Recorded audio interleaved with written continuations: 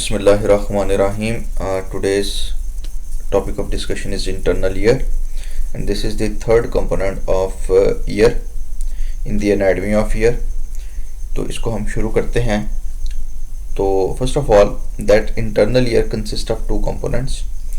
ये दो कंपोनेंट्स पे कंसिस्ट कर रहा होता है. The first component is a bony one and the second component is a membranous one. Okay, so here is a picture that is called as the bony labyrinth. और इस बोनी labyrinth ने एक बहुत ही सेंसिटिव और बहुत ही स्पंजी मटेरियल को enclose किया होता है, that is called as the membranous labyrinth. ठीक है, तो इसको आपने यूं अंडरस्टैंड करना है कि the main component of internal ear is membranous labyrinth. This is the functional unit of ear. ये वो जगह है जहां पे साउंड वोल्टेज और इम्पल्सिस की फॉर्म में कन्वर्ट होती है. ये वो एरिया है जहां पे साउंड इलेक्ट्रिकल इम्पल्सिस में कन्वर्ट होगी. And this membranous labyrinth is protected by and is enclosed by this bony labyrinth. ठीक है, ये जो मेम्ब्रेनस बोनी लैब्रिंथ है, ये वाली bony labyrinth, this is the case, this is the protecting case, this is the, जिस तरह फोन का फोन कवर होता है जो उसको प्रोटेक्ट करता है, so this is the phone cover of the membranous labyrinth. ये मेम्ब्रेनस लैब्रिंथ के ऊपर एक कोटिंग है ताकि मेम्ब्रेनस लैब्रिंथ को प्रोटेक्ट किया जा सके from trauma and from any other various injuries. ठीक है, so there are two components of the internal ear. There is a bony labyrinth and then there is a membranous labyrinth that is enclosed by the bony labyrinth. Okay, अब the membranous labyrinth is filled with a clear fluid that is called endolymph. membranous labyrinth के अंदर जो fluid move करता है that is called as the endolymph. ठीक है, while the space between the membranous and the bony labyrinth that is filled by perilymph. जबकि बोनी और membranous labyrinth के दरमियान जो स्पेस है उसके अंदर भी एक फ्लूइड रन करता है, that is called as the perilymph. तो इसको हम यूं मैं आपको दिखाता हूं कि let us suppose that this is a cross section and cut section of the membranous labyrinth. ये membranous labyrinth का एक ट्यूब्यूल है. ठीक है, लेट्स सपोज ये ट्यूब्यूल है, इसको हमने कट किया और यहाँ पे हमने इसको बड़ा करके प्रोजेक्ट कर दिया. ठीक है, तो इसके अंदर जो फ्लूइड होगा, या इसके अंदर फ्लूइड से पहले हम थोड़ी सी बात कर लेते हैं. This is the membranes labyrinth. ठीक है, अब इस मेम्ब्रेनस लैब्रिंथ पे एक कोटिंग है बोनी लैब्रिंथ की. So this covering that is in purple colour that represents the bony labyrinth. ठीक है, अब membranous labyrinth के अंदर एक fluid move कर रहा है. This fluid is called as the endolymph. ठीक है, while there is also a fluid between the membranous labyrinth and the bony labyrinth that is shown in green and this is called as the perilymph. ठीक है, so दो तरह के fluid हैं जो आपके पास कॉक्लिया में मूव करेंगे या फिर लैब्रिंथ के अंदर मूव करेंगे. Number one is the endolymph, that is the fluid which is present inside the membranous labyrinth and then there is perilymph, that is the fluid which is present in between the bony labyrinth and the membranous labyrinth. Is that clear? Next है हमारे पास बोनी labyrinth. Bony labyrinth के तीन components हैं. Number one is the vestibule, the semicircular canals and the cochlea. So this portion here is the vestibule. ये सारे का सारा portion This is called as the vestibule. इस सारे सेक्शन को कहते हैं semicircular canals and here is the cochlea. ठीक है, so these are the structures जो के बोनी लैब्रिंथ के हैं. Number one is the vestibule, number second is the semicircular canals and then is the cochlea. Vestibule is the central chamber as you can see and is evident by the picture. In its lateral wall there lies an oval window. इसकी जो lateral wall है वहां पे oval window होती है. There it is. This is the oval window. Here, this is the spot. ठीक है, this is the oval window. उसके बाद on the medial wall it presents two recesses for the spherical saccule and elliptical utricles. ठीक है, इसकी जो medial wall है वहां पे दो recesses हैं, एक को सैक्यूल कहते हैं और एक को यूट्रिकल कहते हैं. अब ये जो रिसेस है ये वेस्टिब्यूल के अंदर है.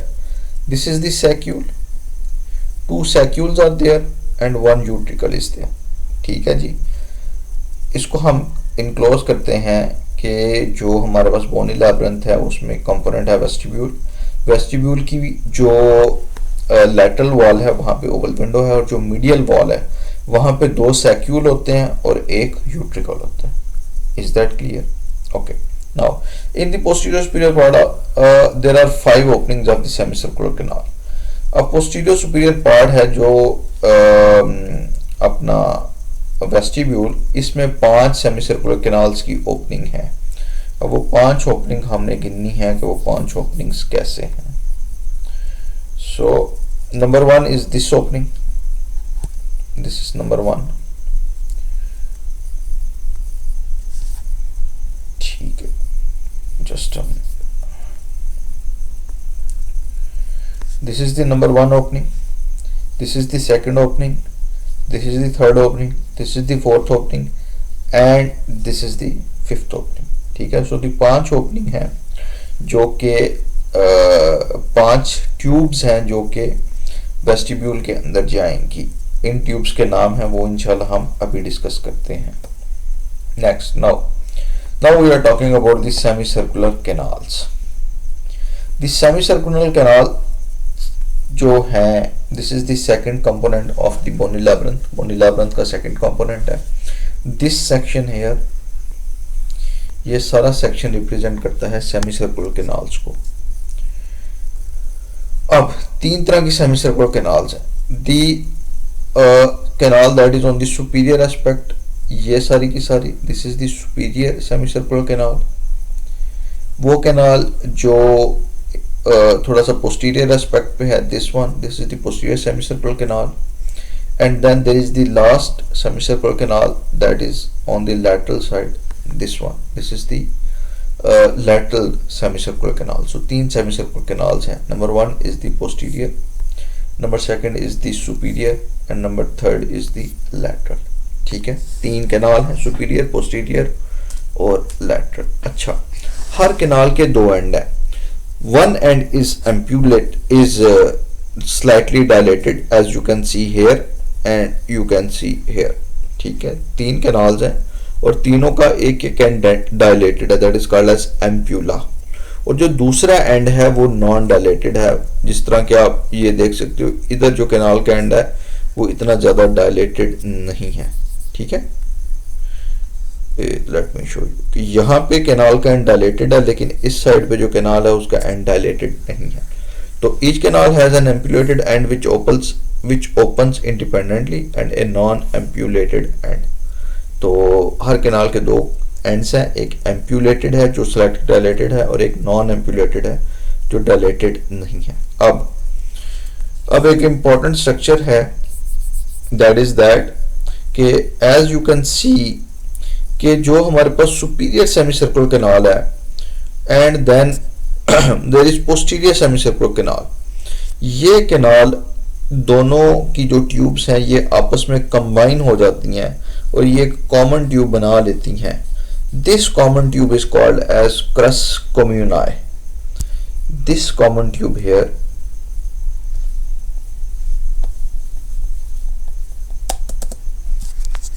just a minute,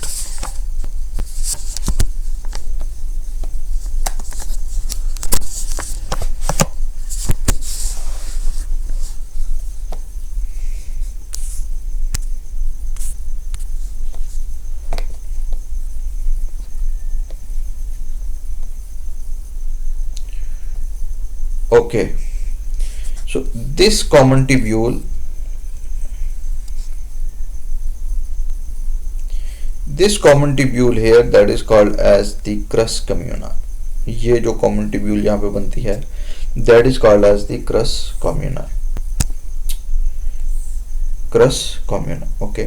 Now so therefore the 3 canals open into the vestibule for the 5 openings। तो total हमारे पास जो semicircular canals हैं वो 3 है, लेकिन वेस्टिब्यूल में जो ओपनिंग्स बनती हैं वो 5 बनती हैं।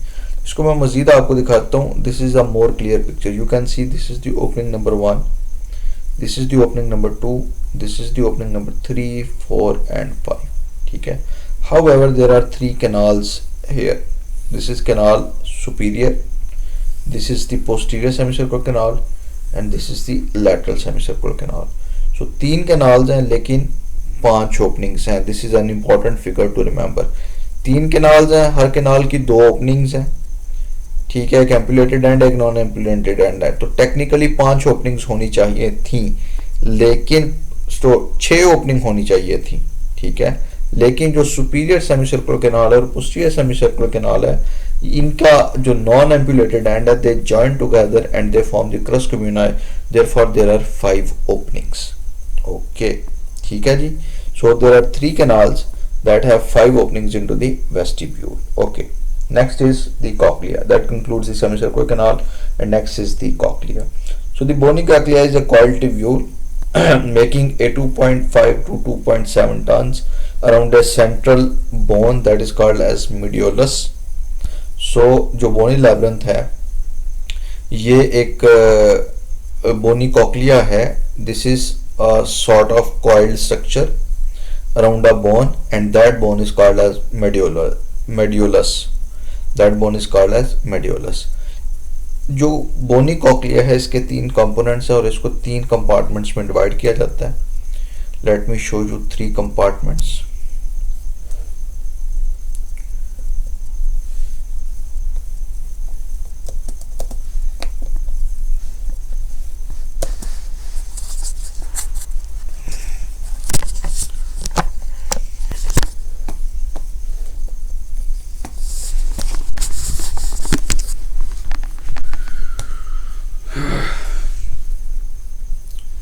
This is the picture here and this is, you can see कि यहाँ पे हमारे पास दिस इज द कॉक्लिया.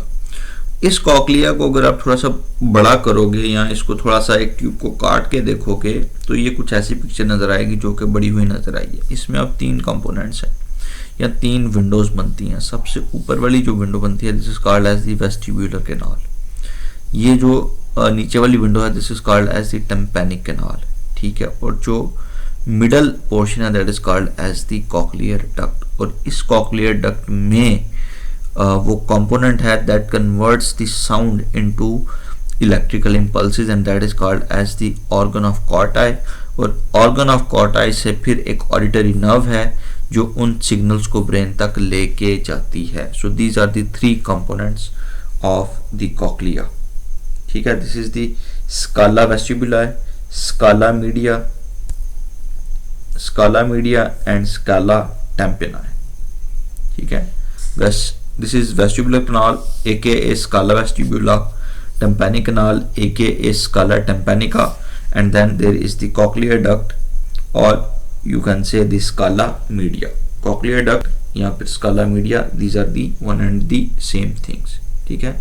तो कॉक्लिया के ये 3 कंपोनेंट्स हैं, स्काला वेस्टिबुला, स्काला टिम्पैनिका एंड स्काला मीडिया, या फिर आप कह सकते हैं cochlear duct.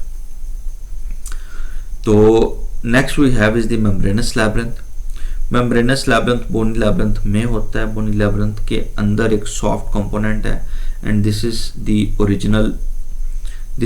Original organ that actually converts the sound into the electrical impulses. इसके कुछ कंपोनेंट्स हैं. Number 1 is the cochlear duct. You can see here this is the cochlear duct. Number 2 is the utricle. This is the utricle here. उसके बाद सैक्यूल्स हैं. ये हमारे पास 2 saccules हैं. And then there are the semicircular ducts. These are the semicircular ducts, ठीक है. उसके बाद है that the cochlear duct is also called as the membranous cochlea. इस कॉक्लियर डक्ट को मेम्ब्रेनस कॉक्लिया भी कहते हैं. अब जी ये जो हमारे पास मेम्ब्रेनस लैब्रिंथ है इसकी 3 वॉल्स होती हैं. Number 1 is the basilar membrane. Here is the basilar membrane. This is the basilar membrane, and this membrane differentiates the scala media from scala tympanica, ठीक है, and it supports the organ of Corti. The second wall is the Reisner's membrane. This is the Reisner's membrane, and this membrane actually differentiates the scala vestibuli from scala media. ठीक है, it separates the scala vestibuli from scala media. And the third is the stria vascularis. This is the stria vascularis that is present at the edge in the scala media, or you can say the cochlear duct. ठीक है जी, ये आपने याद कर लेना है. Let us repeat it. This is an important slide, इसको हम रिपीट कर देते हैं।